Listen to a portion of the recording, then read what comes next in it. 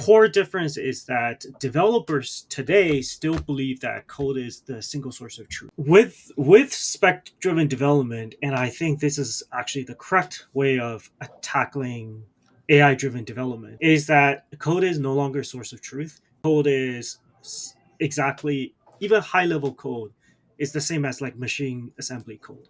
Nobody reads it. Nobody needs to read it. It's literally just there to communicate with the machine.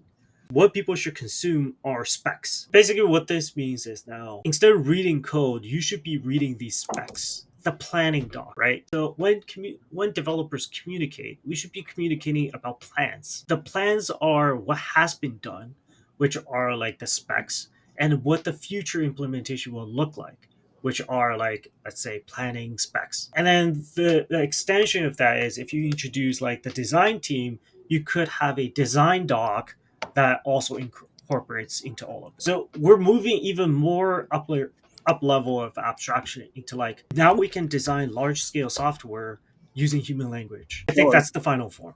And I agree that like it seems actually very clear that the future is specs.